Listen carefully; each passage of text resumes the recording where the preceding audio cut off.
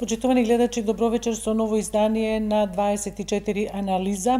Вечерашната емисија ја посветуваме на енергетиката, би рекла област од животно значење не само за граѓаните, туку и за општеството во целост, за сите процеси, и затоа енергетиката вечерва ќе ја третираме како крвоток практично на општиот живот и на општите случувања во државата, во каква кондиција е, со кои предизвици се соочуваме во услови кога Македонија од година во година, барем она што го прочитав, има потреба и се зголемени потребите за електрична енергија за некаде од прилика 4%. И вечерва на овие теми ќе зборуваме со професорот Константин Димитров. Добро вечер, професор Димитров, благодарам што се озвавте на поканата. Благодарам на поканата. И Дејан Димовски од Сдруженијето на енергетичари и инженери на Македонија. Јас така ве најавив, така. Ви благодарам на поканата.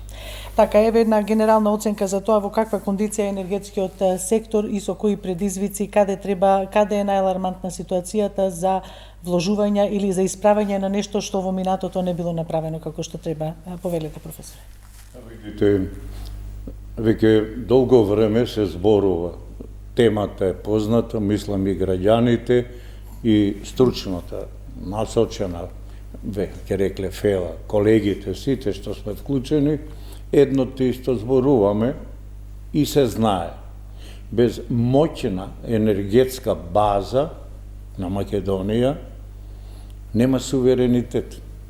Видите, страшен збор ќе се каже, ајде, тежок збор е, дека мора да обезбедиме доволно сопствена електрична енергија, за да може тоа да биде поттик, тоа да биде една потисок на нашата индустрија да добие поевтина енергија, да може својот производ да го пласира на пазарот со прифатливи цени, значи да биде конкурентно способно. Сега колку ние успеваме во тоа, би рекол, не сме премногу успешни во реализацијата, а зборуваме и кажуваме, го знаеме. Еве и вечерва, особено задоволство, зборуваме пак за енергетика, што е она многу нужно со помладиот колега мој, значи се воспоставува една врска генерацијска, една генерација што е веќе, да кажам, оттидена. Јас се кажам, јас сум од минатиот милениум, а колегата е веќе од поновата генерација, иако не е премлад, него е зорел и работи во секторот, заинтересен. Гледате, се пренесува знаењето. Во Македонија има луѓе, има знаење, има кадар, но се направи еден прекид во трансферот на знаењето преку работа. Ако не градиме нови енергетски постројки, не може тие млади инженери да ги стекнат дополнително знаењата што се можно да се обијат само при директна градба на нови објекти.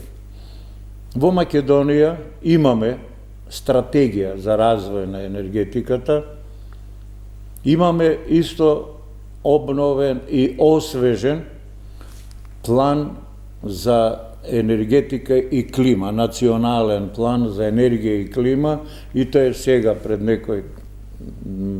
некоја недела е усвоен, во кој што се предвидени сите оние работи кои што нас не се познати, но не се строго дефинирани со тесни рокови за нивна реализација и нормално не се дефинирани оно што е најболно во даден момент, финансиските средства за изградба на тие објекти кои што требаат и требаат на Македонија. Веројатно е познато на сите дека во Македонија имаме интензивно градење во секторот на енергетиката и генерално таа изградба е во доменот на обновливите извори на енергија, сончевите централи, за жал многу некои се градат на обработлива земја која што треба да произведува храна, се градат и ветерните централи, дури тој процент на изградба на овие објекти е повисок од она што е предвидено во стратегијата. Значи, таа била поскромна. Со тоа се исполнуваат и некои така наречени обврски Македонија што ги има земено во однос на Обединетите нации во тоа колку ќе превземе обврски да смали емисија на штетни гасови, на нештетни да ги кажам, стакленички гасови во атмосферата. Тука веќе ги исполнуваме со тоа. Ама при овие инвестиции во ова имаме, барем според мене, нешто што ја би сакал малку да се смени. Така ќе зборуваме и за тоа, професоре. Вчера министерката нели излезе на пресконференција и го кажа инвестицискиот план што се планира за ова година. Имаме нејзина изјава, ќе ја реемитуваме. Ова на почетокот да му дадеме можност и на господинот Димовски. Еве во каква кондиција е актуелна сликата и перспективите, Димовски, според вас на енергетскиот сектор? Јас апсолутно ќе се согласам со она што го кажуваше професорот и ќе го формулирам многу едноставно. Ние 91 кога ја добивме независноста на државата, не ја добивме независноста на државата затоа што имавме силна војска, затоа што бевме влијателна држава или имавме полиција или имавме свој монетарен систем или развиена економија.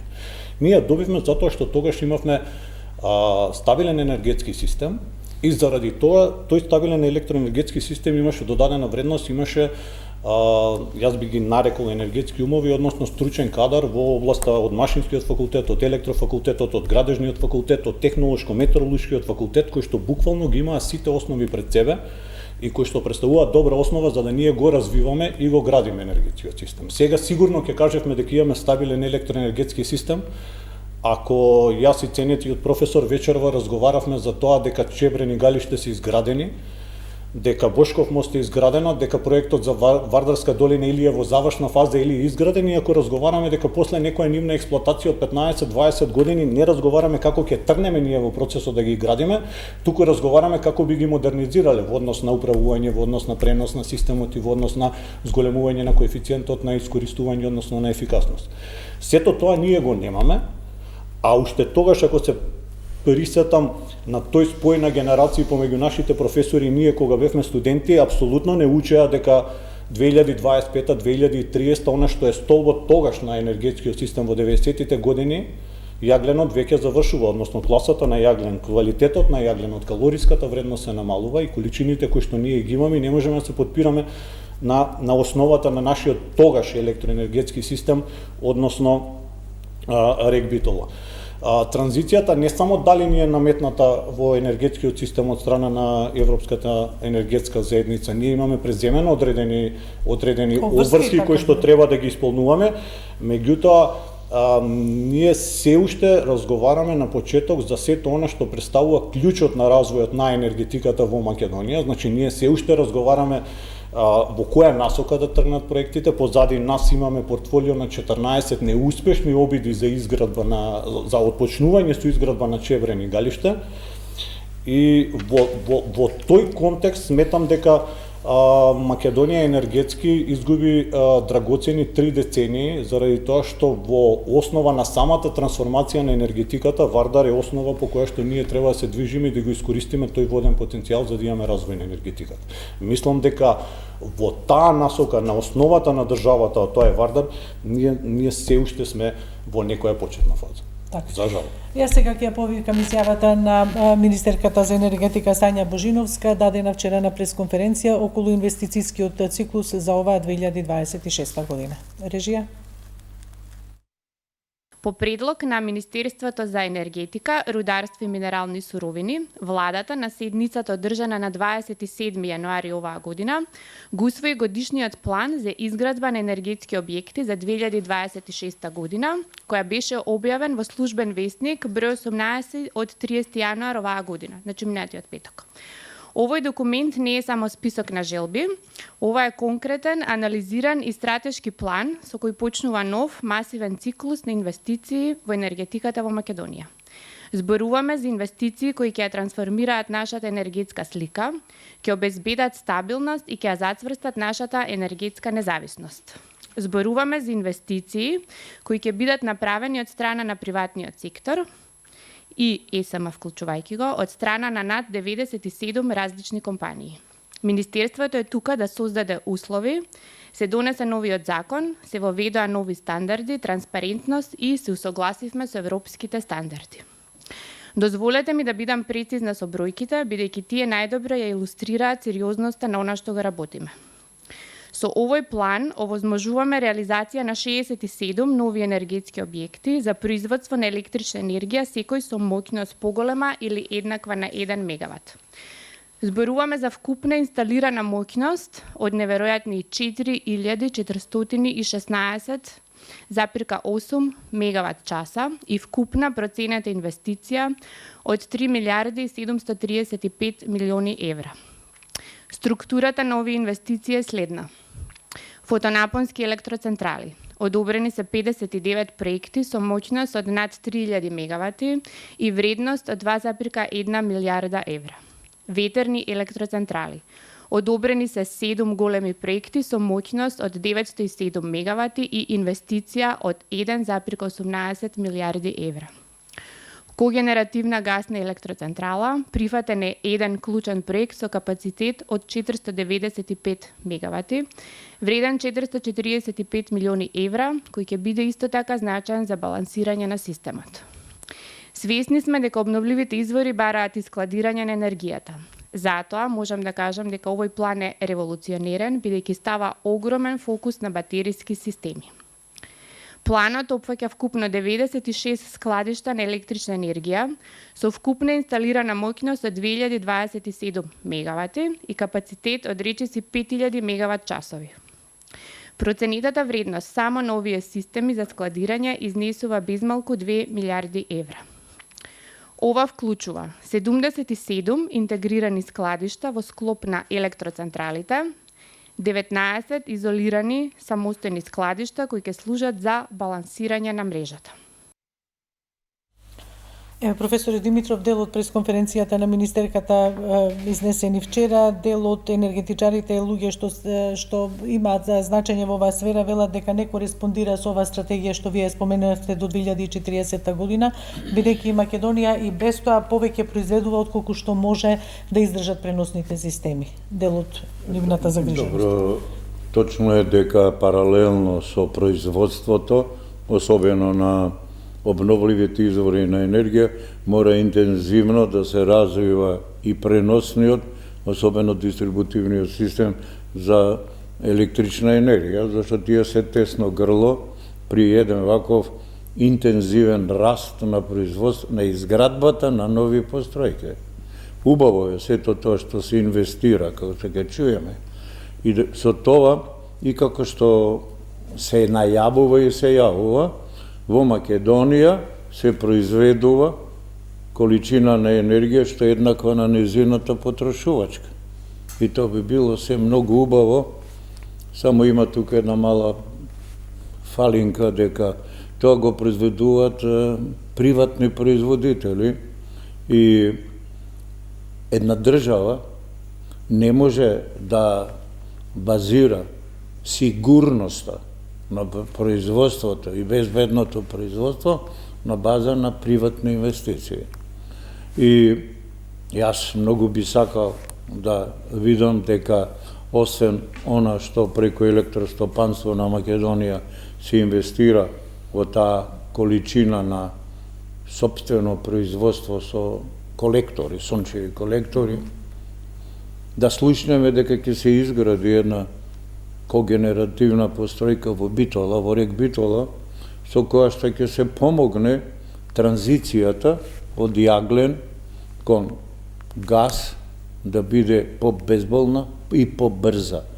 Затоа што се прави таму дистрибутивен систем за грејење, централно загревање на градот Битола, со што ќе го спасат од онаа проклета инверезна клима што им се случи зимно време по 30 дена студови сибирски, и јагленот сепак со оние резерви кои што се утврдени ќе овозможат да работи рек Битола и следните 10 години, тоест и треба да работи.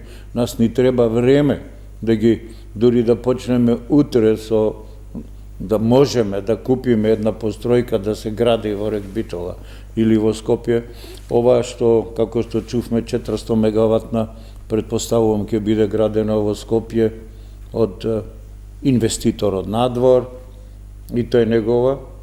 И тоа е така наш. А инаку тоа е што треба на Македонија.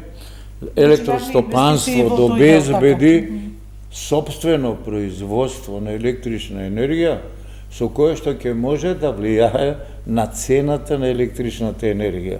Затоа што ова производство што е од производителите у Македонија го купуваме на берза.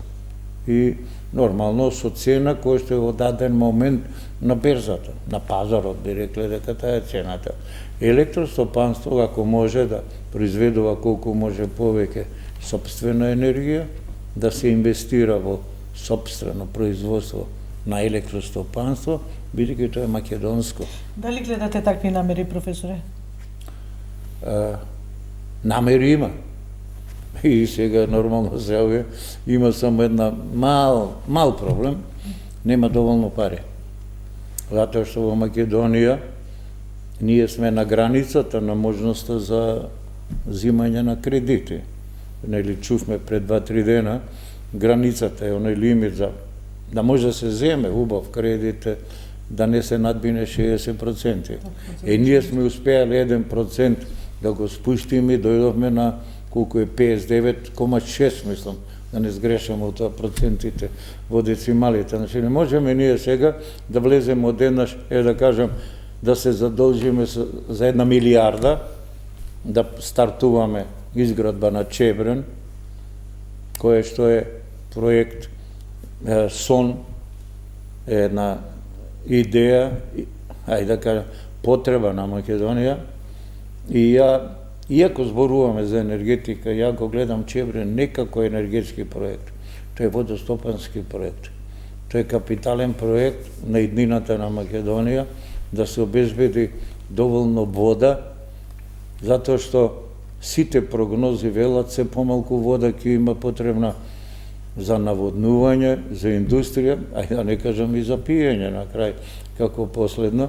И тие се водотеците, се Вардар, кај што може да се направат 2 централи кои што ќе имаат акумулациони, може да се направи Чебрен и Галиште кои што се може да се земе и што е суштината да разберат граѓаните. Се збори Чебрен како енергетски проект. Нека гледајте го Чебрен утре да биде Мариовско езеро. Затоа што Маврово, кога го направија, беше брана Маврово, но денеска сите зборат за Мавровско езеро, со околината околу тоа езеро. Чебрен ќе овозможи да се создаде езеро со 18 хектари површина водена горе, со 900 милиони кубни метри вода, за неколку години ќе ги наполни, може да обезбеди вода за 5-6 години во најсушен период да го наводен, да обезбеди иригација, наводнување на Тиквешко поле. Чебрен е тоа, водостопански објект. Така, да обезбеди. Димовски, еве, што очекувате, еве, доколку би се оствариле овие инвестиции, како што рече и професорот, тоа се приватни инвестиции, можеби ќе го намалат притисокот од побарување за електрична енергија на пазарот, за тие што ќе инвестираат, бидејќи станува збор повеќе за приватни инвестиции 67 и доколку би се реализирале. Тоа се сега само намери, проекции ставени на хартија, што може да се реализираат, може и да не се реализираат. А споменавме Македонија произведува 1/3 од потребите за електрична енергија. Другите 1/3 снабдува, нели, на увезува од електрична енергија, дел се од термоелектраните и другите се од фотонапонските, нели, од алтернативните извори на енергија. Јас би сакал пред да го коментирам ова од стручен аспект, ако го гледаме, само од технички, од енергетски аспект, ова кое што го говореше министерката на вчерашниот брифинг, тогаш веќе од технички аспект, да, тоа се потребите на државата и тоа е тој начин на кој што треба државата да се движи како, но говорам од аспект на проект.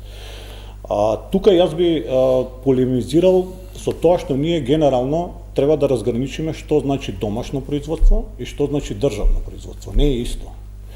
Значи, сите овие инвестиции во енергетски капитални проекти, кои што би дошле од надвор или би дошле од приватниот сектор, од приватните инвеститори, они веднаш, според бизнес логиката, ја поставуваат, односно нивните анализи кажуваат за колку време ќе се изгради објектот, во колку дел од неговиот експлоатационен век ќе се поврати инвестицијата и колкава ќе биде заработката во целокупниот негов експлоатационен период. Ако направиме паралела и слушнеме кога ни ја менуваат цената на електричната енергија, за да граѓаните разберат многу подобро, тогаш доаѓаме до изјава каде што ни кажуваат од регулаторна комисија за енергетика, ЕСАМА целосно ќе ја обезбеди струјата, која што по 65 евра за мегават час ќе му ја продаде на универзалниот снабдувач, односно на Евана Холм. Ние сега имаме приватни инвестиции, оние кои што ги говореше професорот. Меѓутоа на нив не им се исплати, за да се уште го држиме социјалниот карактер на струјата, да му ја продадат на Евана Холм, затоа што можат да излезат на берза и да тргуваат на берза по некоја цена која што моментално, додека сега разговараме, дали ќе одиме според Хупекс берзата, дали ќе одиме според Мемо, се движат помеѓу 120 и 130 евра за мегават час. Државата секогаш треба да го штити јавниот интерес. Односно, што ние како самостојна држава после 35 години, после наследувањето на енергетскиот систем од поранешна Југославија, што ние можеме сега во овој момент да инвестираме, сето тоа, сите тие енергетски капацитети кои што ќе се изградат, имаат голема вредност за државата, од аспект на тоа што ќе носат и додадена вредност. Тие можат да враќаат и ануитети од кредити, ама од кога ќе се изградат да бидат државна сопственост. Да го заштитиме ние ЕСАМА. Приватниот капитал ќе се ориентира кон берза. Да, ние ќе кажеме да, на нашата територија сме стабилни, на територија на Македонија со производство на електрична енергија, меѓутоа јавниот интерес представува народот, јавниот интерес представуваат државните компании ЕСАМА, јавниот интерес представува МЕПСО. Ако МЕПСО е преносниот систем, а велиме дека треба да инвестираме во нашиот преносен систем, тога сите овие производствени капацитети кога ќе донесат додатна финансиска вредност, ќе можат тие средства да се финансираат во изградба на тој преносен систем, иако и преносниот систем заработува заради пренос на електричната енергија. Сето тоа, ние треба да бидеме свесни дали можеме нашите капацитети да ги поставиме така, и државни капацитети и финансиски, за да градиме самите ние енергетски капацитети. Јас себе би поставил еден начин на размислување, ме интересира и како вака на прв муавет би одговорил професорот, би поставил една теза: ајде да го издвоиме хидроделот од ЕСАМА, да направиме државна компанија ЕСАМА Хидро и тој да го развиваме како идеја.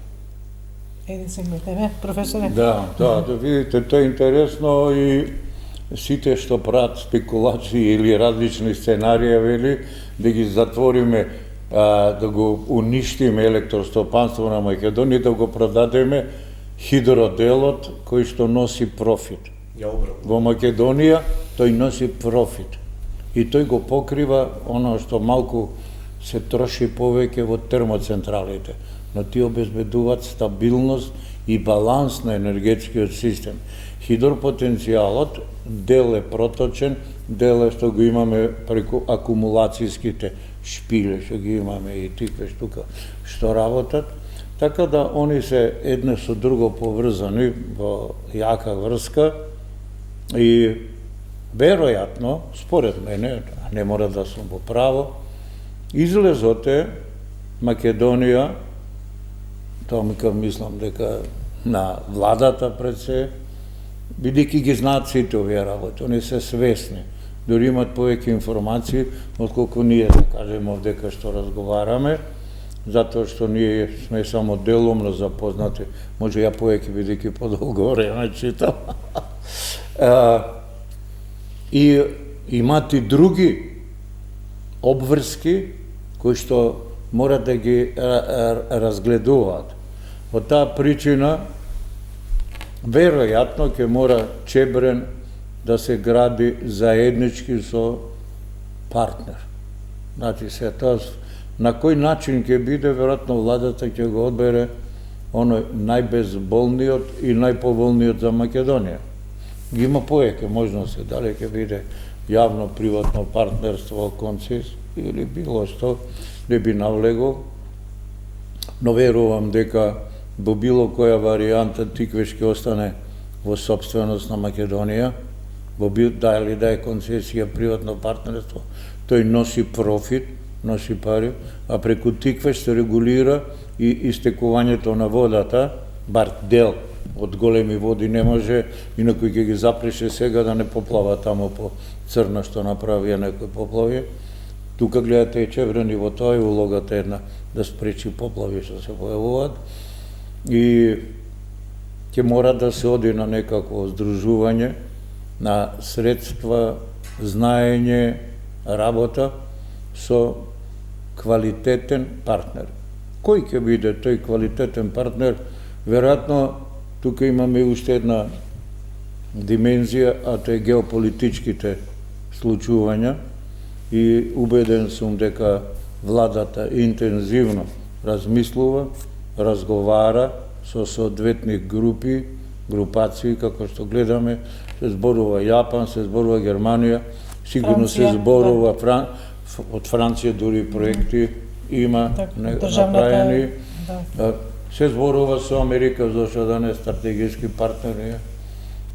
Не сме чуле дека се зборува со Русија и со Кина, но и они се моќни инвеститори, беа тука во посета и од земјите, од Блискиот Исток, кои што се навистина се спремни, имат огромна количина на средства кои што би сакале да ги пласираат, затоа што ја велам, пари у банка му влосуваат.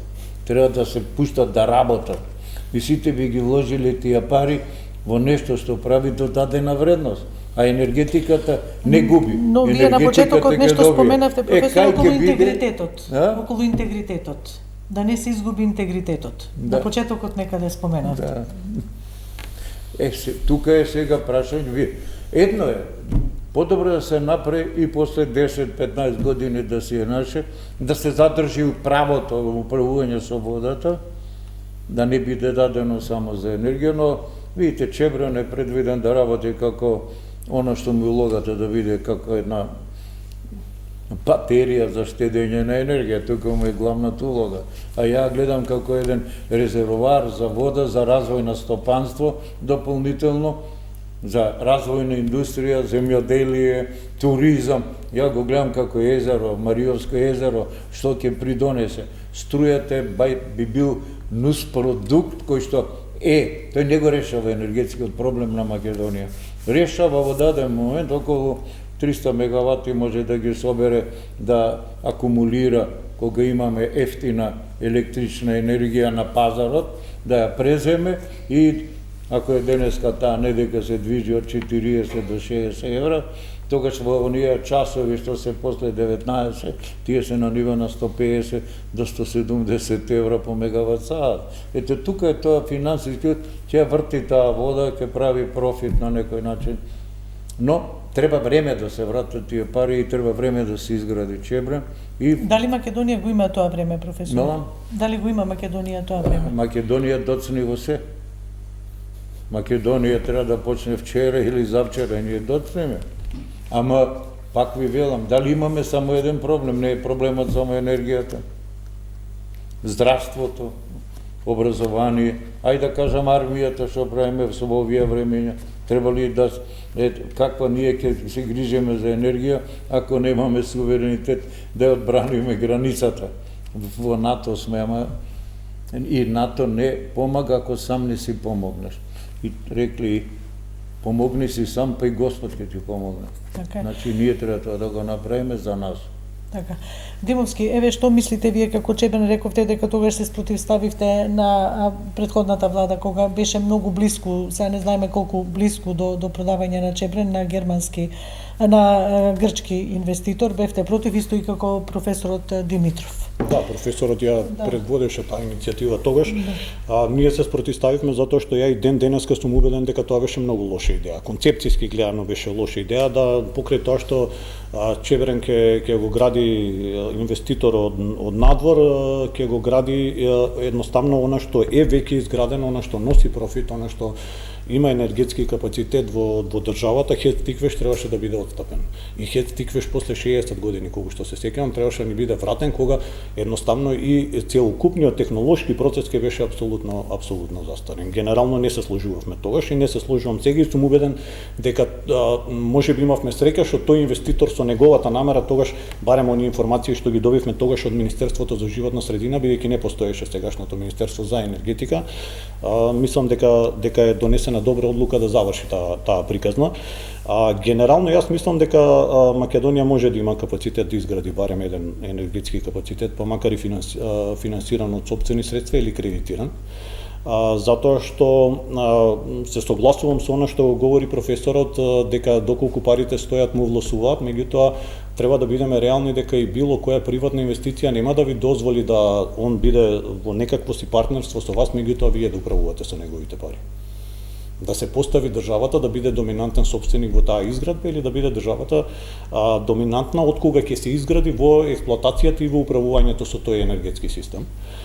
И ако веќе одиме на таа варијанта, ако биде тоа партнерство колкафи да биде соодносот, колкафи да биде процентот, тогаш генерално ќе се сложиме со општата констатација дека повторно државата како партнер ќе треба да финансира во самиот тој капацитет. А бенефитот кој би заради тоа, ако говориме дека технички би ни биле потребни десетина години за да изградиме таков енергетски капацитет, тогаш ако вредноста негова номинално е околу 1 милијарда, без да детализираме, тогаш во тој случај би требало државата да одвои 100 милиона евра годишно, со кои што би можела да инвестира, па макар и со кредитирање, заради тоа што тие ануитети од таков кредит после тоа може да се вратат. Тоа во услови кога нема странски интересент, така и кога ние би се согласиле сами. Јас сум поборник да ние се обидеме сами да го градиме. Сега нормално има различни модалитети околу стручен кадар и околу луѓе кои што тоа ќе го искористуваат, меѓутоа ние во оваа енергетска транзиција од кога Македонија самостојна и независна држава, покрај тоа што не го искористивме човечкиот потенцијал, оној кадар кој што го спомнав на почетокот на емисијата, ние треба да бидеме реални дека во 30 години, во 3 децении успеавме по односно одвојувањето од поранешната држава, од поранешна Југославија во независна Македонија, ние тогаш не искористивме и потенцијал, иако општиот пазар од 23 милиона се намали на 1,5 милиона, на 2 милиона, ние не искористивме потенцијал на големи фирми кои што доколку ги храневме со енергетски проекти како што се Бетон, како што е Маврово, како што е Пелагонија, како што е Гранит, тогаш ќе им го продолжевме нивниот век за економско обстојување на самиот пазар и тогаш ќе дојдевме до изградба на овие објекти и сега ќе говоревме како ги имаме и ја надградуваме ги надградуваме тие енергетски капацитети. Меѓутоа мораме да бидеме свесни дека секогаш кога нешто ќе остапиме на некој кој што не е домаќин на територија на Македонија, ќе имаме лоша приказна. Јас според мене 2600 одвојување на дистрибутивниот дел од целокупниот електроенергетски систем на Македонија и продавањето за 225 милиона евра за мене е грешка. И таа грешка сега генерално кога ќе ги видиме билансите и профитите и каде се движи ЕСАМА со некој си долг кој што достигнува енормни суми заради тоа што се задолжува за да се уште имаме социјална цена на електричната енергија барем за домаќинствата и за малите потрошувачи. Ако ќе ја видиме профитната страна од финансиската картичка на сите компании со псевдоним Ева на кои што се во Македонија, тогаш во тој случај ние ако го издвоивме системот на производство, на пренос и на дистрибуција и ако имаме државниот капитал е МЕПСО и ЕСАМА, приватниот капитал е Евана, тогаш во тој случај ние го храниме условно, ако можам да го симна малку речникот, иако ние го храниме приватното дете, а го тепаме државното дете. Тогаш државата треба да биде заштитник на своите интереси, односно на јавниот интерес. Дали заговарате рекомпозиција, потреба од рекомпозиција на овие енергетски фирми, како да кажем, што учествуваат во енергетиката? Ја дадов една идеја, да го издвоиме хидроделот, да направиме СМ Хидро, која што ќе биде профитабилна компанија, ќе генерира профит и ќе може да учествува со додадена вредност од економска, финансиска смисла во изградба на сите овие капацитети за кои што спомнуваше и говореше министерката, нормално со приоритетот кој што нашите врвни енергетски умови не само сега Чебрен е приказно од 63-та година која што тргнала. Имаше плејада на професори на машински, на електрофакултет, на гражданин факултет, кои што ние целосно не ги искористивме нивното знаење, нивниот потенцијал за сето ова да го изградиме и да бидеме стабилни енергетски. Професоре, зашто политиката во долги години е глува кон овие стручни, како да кажем, анализи, укажувања и од ваша страна и од многу други? Погрешно е да се каже дека е глува. Ја ви реков и тврдам дека многу добро го знаат ова. И го посакуваат. Кој е тој што не би посакал да изгради да биде негово? Зашто не се размисли дека не е баш едноставно ние овдека може да зборуваме што сакаме. Ма не е секогаш така ако ги немаме на маса сите други информации. Тврдам дека ги немаме. И дека, верувате, сигурен, па и го каже и господјата министерка, и ние би сакале да биде Чебрен чисто македонски. Ние сите сакаме да биде. Прашањето е сега, ја не можам да кажам колку ќе може да биде, убеден сум дека и премиерот детално е запознат со сите тие студии и со одлуките на комисиите што работе во тоа. И останува сега да донесат одлука, а ќе донесат да биде таа најповолната во дадените финансиски, политички и сите други обкружувања. Кој не би сакал? Па зборам за целосно за енергетиката. Не е само Чебрен, тука се и тие, ја ви ги зборам, когенеративните постројки. Зашто тако, а едната 400 мегаватна, ако е приватна, ја зборам македонските, 2 по 200, може. Ако се инвестира, може да се направат двете помали централи на Вардар, кои што се акумулацијски, а да се прават каскадните, оние проточните. Јас зборам, нас ни треба да задржиме водата во Македонија. Ако се направат тие две, се Градец, што се и кај Велес ова, не Градец, како ви кажа? Да, Градец. И тука кај Башино село, тие ќе обезбедат вода во летен период за Овчеполието. Тука се она додадена вредност, прави електрична енергија, обезбедува вода за развој на земјоделието, значи стратегиските структури, правам струја, обезбедувам храна. Така некако да имаме дополнителна вредност од тоа, не само едно. Убеден сум, гарант дека знаат, се знаат тоа што го збориме. И многу детално размислуваат во дадено. Во кој момент ќе пресечат да се тргне во градба, веројатно ќе биде избран правилниот момент. Ние да, што би рекли, да држиме палци да биде она што го сакаме, што го посакуваме. Кој има Македонија што не посакува да биде тоа наше? Дали мислите дека некој не сака тоа да биде? Не постои. Дали некој е против тоа? Тоа би било многу погрешно да се каже. Состојбата е таква да ќе се испружиш вика колку се тие чергичата, нали, не може повеќе. Јас сега ќе најавам пауза за реклами, па продолжуваме. Почитувани, продолжуваме со вечерашното издание на анализа, како што знаете, наши гости професорот Константин Димитров и инженерот од Сдруженијето на енергетичари Дејан Димовски. Професоре, до кога Македонија може да смета дека може да има субвенционирана струја за граѓаните?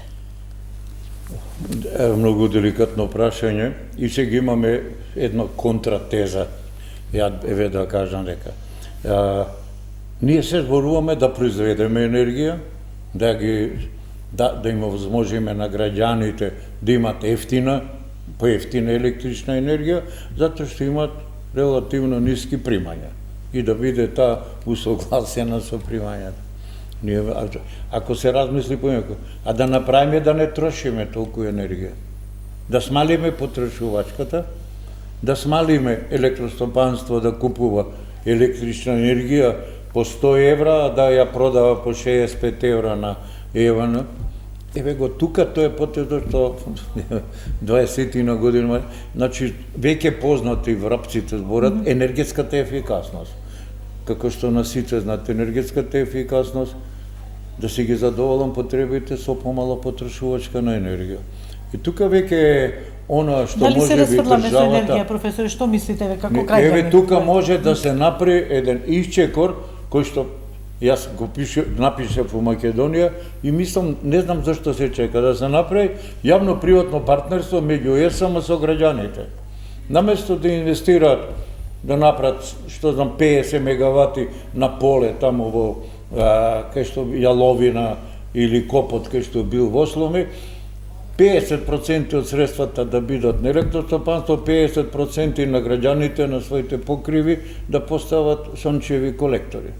И одеднаш со 50% средства се постигна истиот ефект колку да вложат во 100% електростопанство. Се намалува увозот на електрична енергија, граѓаните ги задоволуваат.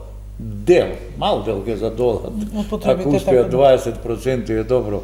Така е со тоа. Начинот на користење на придобивките од сончевите колектори. И еве, одеднашка може да се направи еден убав потез и да се смали притисокот врз електростопанство дека да дигне глава од состојба во која што се наоѓа. Не би коментирал зошто, како е дојден до оваа состојба, но моментално е навистина во тешка состојба. И дека нема квалитетни луѓе да направат добар ремонт. Се изгуби врската меѓу онаа генерација, да кажеме, која што учествуваше во изградба на термоцентралите, нашите, и без изградба некои фирми со ова Македонија што стана независна, си отидоа, луѓето остарија, не се изгради нешто, не се направи и моментално тие ремонтите се гледаме прават да се доаѓа чести испади на нашите централи. Се изгуби врската меѓу еден кадар постар и овој младиот, затоа што немаше изградба. Големите фирми пропаднаа, се изгубија. Немаме сега, ние дури немаме луѓе да градат една така тера да увеземе од Непал или од каде. Видите, енергетската ефикасност, што гледаме? Гледаме дека државата тоа го знае и вложува. Имате голем проект во инвестирање во Кичево, училиштето енергетска ефикасност. Се модернизираат студентски домови, некои болници, ама не да се модернизираат она, него да се смали потрошувачката на електрична енергија како мерка. Ја гледам дека тоа еден добар потез и треба да продолжи и да се направи здружување, да се искористат парите што ги имаат граѓаните врзани во банка, да си ги вложат, да ги постават своите овие на покривот и верујте ќе се бргу ќе се почувствуваат населението се еден најголемиот потрошувач на електрична енергија во Македонија. Ето, тоа е факт. И да се намали. Димовски, што мислите вие? Тоа професорот што говори со еден збор, ние сме го дискутирале неколку пати као народни електрани, народот да инвестира во сопствени капацитети, односно во самиот јавен интерес во државната компанија, односно во ЕСАМ преку реализација на такви проекти. Сите проекти кои што од помал обем се енергетска ефикасност допринесуваат, меѓутоа не го решаваат проблемот. Проблемот е во тоа што ЕСАМ како најголем јавен интерес во моментот за да ја задржиме оваа цена на електричната енергија на универзалниот снабдувач му ја продава по цена која што е 65 евра за мегават час, која што е многу пониска од онаа која што му треба за да ја произведе. Производствената цена, да речеме. И сето тоа ќе биде притисок во наредните години да таа цена се повеќе и повеќе се зголемува. Од друга страна, на почетокот на емисијата веќе говоревме дека јагленот е во завршна фаза и мораме да се трансформираме. Се плашам хипотетички само како размислување, не постакувам вакво сценарио или не размислувам, Доколку би се нашалиле во однос на енергетиката и говориме дека она што го кажува професорот, неквалитетно одржување на нашите централи, неквалитетно одржување, неквалитетно правење на ремонти, не доведува до ситуација, особено во рек Битола, многу испади, имаме години каде што еден од блоковите работеше само еден ден, во 365 дена, тогаш да не дојдеме во ситуација, условно ќе кажам вин-вин ситуација, 2030 година, лоши јаглен, немаме доволно јаглен, лоши ремонти, лошо одржување, и тогаш рек Битола не да испадне заради тоа што сме зацртали или Европската енергетска заедница ни наложува тоа да го испаднеме, односно да испадне само заради тоа што сами се однесуваме енергетски неодговорно. Тогаш во една таква ситуација би имале вин-вин ситуација, па би рекле супер, окей, сега сите домаќинства идеме на слободен пазар. Тогаш нема да биде цената ваква, иако имаме блокови кои што не тераат за да штедиме електрична енергија. Инаку одговорноста индивидуално, ако ја гледаме, поединечно секој од нас треба да се трудиме да штедиме електрична енергија. И поединечно, и онаму каде што работиме. Меѓутоа, генерално, најголемиот домаќин треба да биде државата само на себе. Инвестирањето во енергетски капацитети кои што ќе донесат долгорочно бенефит, ќе ги подобрат и сите овие ситуации. Ние да не заборавиме дека во овие 30 години нас не се случи окта каде што плакевме пари за ништо. Затоа што некој, иако бил свесен, иако ги имал сите документи на маса, склучил договор дека ќе увезуваме повеќе мазут него што трошиме. И тогаш имало влади кои што склучиле договор со Александрополис, и Македонија секој месец плаќа 300.000 евра за нешто што го нема. Значи и тогаш ги имале на маса документите. Ама очигледно во најмала рака неодговорност, во најголема рака лукративност. Генерално однесувањето, она што го говореше и професорот, изградба на нови објекти, ќе обучи дополнително кадар кој што понатаму ќе ги одржува. Јас зашто споменав, имавме и гигантски фирми, имавме и енергетска основа. Она што професорот говори, според водостопанските основи од поранешна Југославија, производството на електрична енергија беше трети или четврти при изградба на објект. Прво беше, не знам, акумулација, наводнување, дури и туризмот беше пред производството на електрична енергија. Сега со брзиот технолошки развој, со развојот на светот и со оваа политичка нестабилност се доведуваме во ситуација дека електричната енергија е основниот столб на независност на државата. И мораме да се движиме по таа линија. Да, мора да прифатиме за тоа дека мора најсериозно да се размислува државата да вложува во базни енергетски постројки. Инвестицијата во сончевите колектори што се прави е добро, затоа што се релативно ефтини, многу брзо се градат и брзо прават профит. Значи враќаат средства. Да градите вие сега една когенеративна постројка, ви требаат, ја ви рекол дека веќе 5 години станува, затоа што ги нема на пазарот. Светот е гладен за енергија и вие да се нарачате сега постројка, ќе треба да чекате да ја произведат. Затоа што потребата за електрична енергија драматично расте со развојот на новата, викаме, вештачка интелигенција, со базите на податоци кои што трошат енормни количини на енергија. Значи, мора да се произведува енергија, знаете кај да се оди? Да ја произведеш и од сончевите колектори кај нас е брзо, но и јас сметам дека на Македонија владата мора да размислува, веројатно да се изградат една или две многу брзо гасно-турбински когенеративни постројки. Хидроцентрали е мој сон, моја желба да биде наша, да биде македонска. Тоа е најдобро. Мислам и владата го знае тоа. И сите го знаат. И го кажуваат. И се зависи од финансиите, не од друго. Лесно да кажеме 100 милиона е мала пара во однос на колку милиарди имаме буџет, дека човек не седне, значи, 100 стапа по туѓ грб, ич не болат. А овака е ова е. Дури Така ваши мислам. колеги енергетичари сметат дека така. во ситуација дека нашите стапови по наш грб се. Че, видите, зборуваме дали може да се, ја не знам дали можеме, не сум во таа состојба, не сум во таа кожа, да можам да извадам, да кажам дека 10 години можам да инвестирам во тој сегмент. Треба за тоа детално да се, ја би рекол дека е голем предизвик за тој што ќе донесе таа одлука. Ја би рекол дури и храброст треба. Лидерите Да имаат загази. визија. Така, Добар лидери е, со има визија. Може визијата и има, работа, треба храброст да се загази во таа дејност. Се согласувам дека многу би сакал да влезе нашата влада во изградба на објекти сопствени преку електростопанство. Баш би сакал. Јас сум застапник за таа идеја. Така. Па, ние сите го сакаме тоа.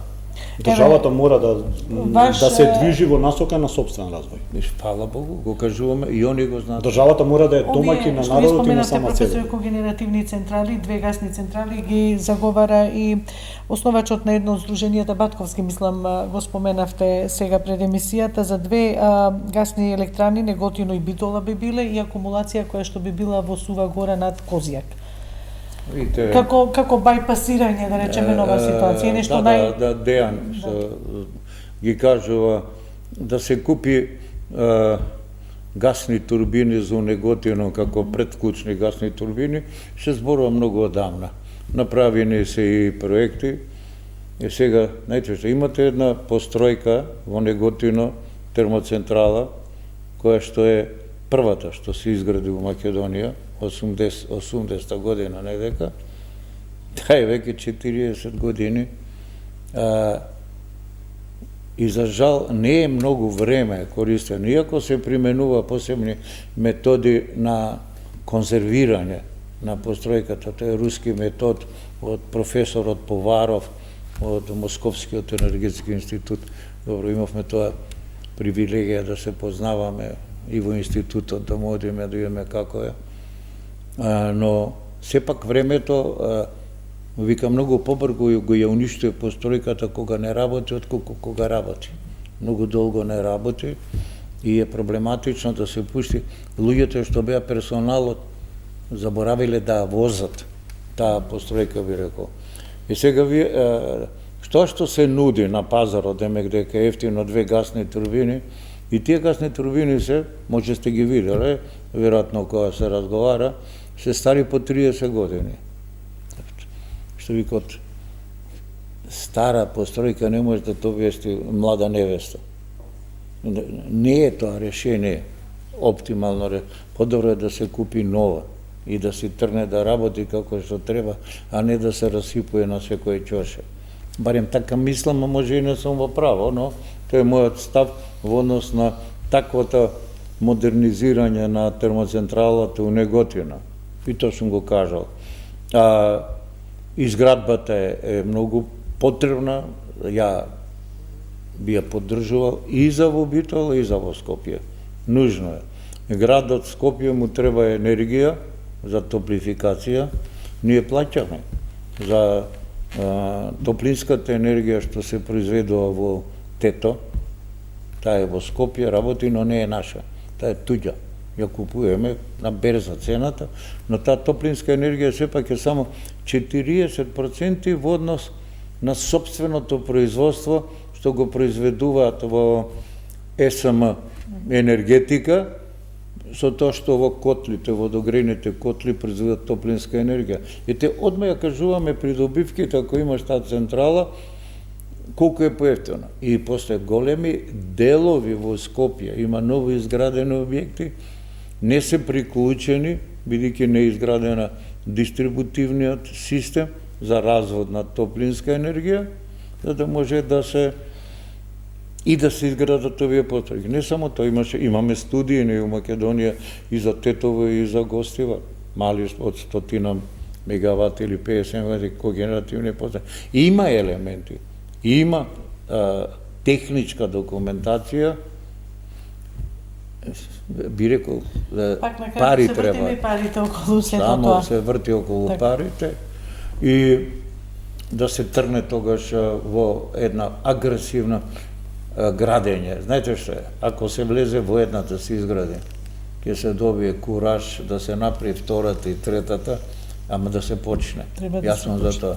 Да се почне, па макар нека биде 100 мегаватна во просторот на железарница Скопје, може едно од пред многу години во една студија што ја правевме преку Светска банка, беше до 150 мегавати, оптимално место беше да се направи железара, кој што е сегашната што не работи, една противпритесна турбина, и некако пропадна тој проект, а веднаш кога го искористија некој ја направија тето Скопје таму и направија пари со тоа.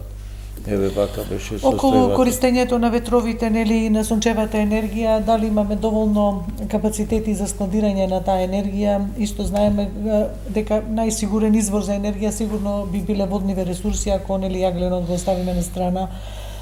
Како да ја направиме таа транзиција? Сигурно на Македонија ќе треба и да ги гради преносните системи и капацитети за складирање, бидејќи знаеме кога нема ветер и кога нема сонце, тие не произведуваат електрична енергија или во ноќни часови и така. Точно, целокупниот наш енергетски систем треба да се заснова на балансиран систем, односно мораме да се грижиме во она што говореше професорот околу гасни централи, мораме да размислуваме околу искористување на водениот потенцијал.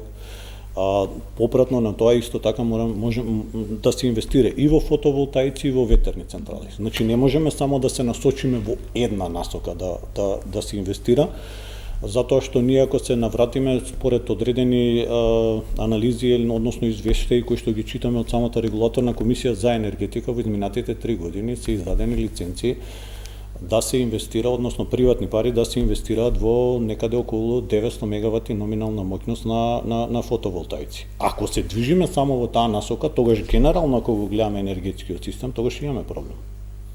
Како ќе ја балансираме таа енергија? И во однос на производство, и во однос на фреквенција. Сето тоа мораме да го движиме на тој начин со складирање на енергијата. Значи мораме да се движиме и во изградба на батерии, мораме да се движиме и во изградба на акумулации, кои што исто така играат улога на складирање на електрична енергија. Меѓутоа, кога градите капацитети кои што се однесуваат за производство на електрична енергија, тогаш морате да го модернизирате или да го напредувате и самиот преносен систем. Така да јас би рекол дека стабилноста на еден енергетски систем е државата да размислува во однос на финансирање паралелно на повеќе различни капацитети, меѓутоа во овој момент насоката генерално од техничка гледна точка треба да биде во искористување на водениот потенцијал. На почетокот на емисијата говорев и го споменав тоа, нас Вардар како потенцијал, затоа што ако збориме за Вардарска долина како проект кој што е разговаран многу пати, дури и Црна река е дел од Вардарскиот слив. Значи и Чебрен и Галиште и Скочивар се делови од таа Вардарска долина. Помна професорот две идеи за централи со акумулација. Вардарска долина пред овие што ги зборувавме предходно Чебрен. Затоа зборувам дека предност даваат на Вардарска долина проектот пред Чебрен и дека треба можеби да не се размислува тој дел за пруга градење отколку за ова. Не би рекол што е подобро, побрзо, што носи поголем, подобар принос. Оно што е помало, нормално, може поедноставно, со помалку средство побрзо да се направи. Ама тоа што се прави големо, тоа е придобивка за генерациите следни. Значи сега треба да се размислува дали ќе гледам дека за следните генерации се ги инвестирам за нашите деца или внуци, или сакам за денеска да направам енергија за да можам да ја користам денес. Или тука треба да се направи баланс и тоа го прават. Зато сега гледам инвестициите се во сончевите централи и во електростопанство. 100 мегавати инвестиција за изградба во Битола и Осломе и инвестиции во енергетската ефикасност. Не е само во, не се и во секторот на домовите, болниците, дори имаме и обврска, нели 3% од вкупниот инвентар на државен простор на згради, има обврска Македонија да го модернизира и да го донесе до оние норми кои што се предвидени со правилникот за енергетски карактеристики на згради. Значи годишно 3%, тоа се една знатна сума на пари се вложува. Мора да се вложува за да се изолира. Ова е за реконструкција на зградите. И одеднаш кога ги смалувате за, да не кажам за двојно, ама најмалку 30% се смалува потрошувачката енергија. Придонесе тоа кон енергетскиот систем. Најефикасен, тој победни вика, во исто време не трошиш гориво, не загадуваш, а помалку купуваш од надвор за она што помалку ти треба. А сепак си обезбедил нормални услови, стандардни услови, квалитетни услови за работа и за живот.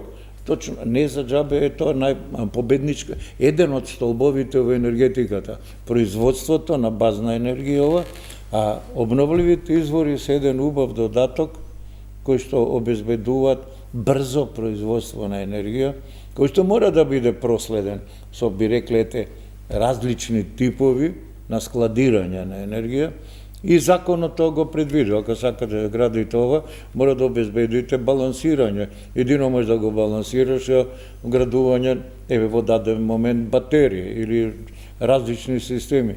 А јас се надевам за 5 години ќе се најдат и некои може други иновативни решенија за складирање на енергија.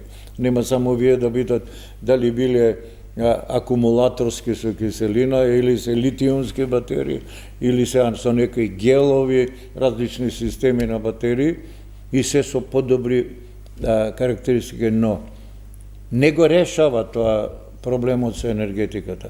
Обновливите извори не го решаваат проблемот енергетски, намеќе го помага, не го решаваат и треба да се знае. Решението е во собствено производство базна енергија и тогаш може да очекуваме развој и на индустријата, па макар и да размислуваме да формираме бази на податоци кои што ќе продаваме простор, меморија за други да ги користат, како една дејност што може да се развие брзо и кај нас. Зошто да не?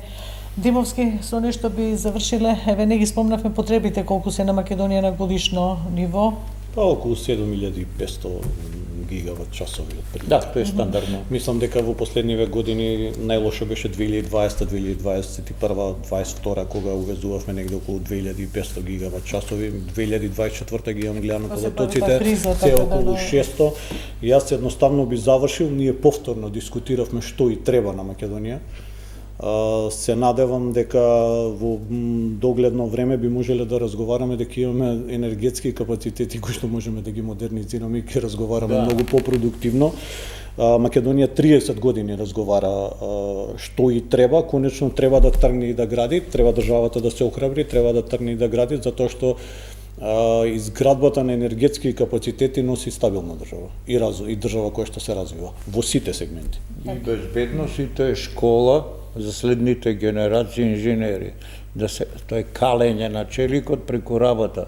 На тој начин се стекнуваат оние вистински инженерски знаења, не да бидат само сервис на големи компании. Преку тоа доаѓаат и до пронајдоци, иновативни решенија, само преку работа. Професор Димитров, благодарам што бевте дел од ова издание на 24 анализа. Убаво да збориме за енергетиката. Да, секогаш. Уште подобро да градиме. Мене ми беше чест што бев поканет и што деватирав со професорот. Ви благодарам за поканата. Некако насоките ни се конвергираат. Така. Благодарност уште еднаш, убаво што со насмевка ја завршуваме емисијата и со надешете да се направи првиот чекор. Вие охрабрувавте цела емисија, дека треба, можеби после ќе дојде и вториот и третиот. Благодарност уште еднаш и благодарност до нашите почитувани гледачи. Довидување.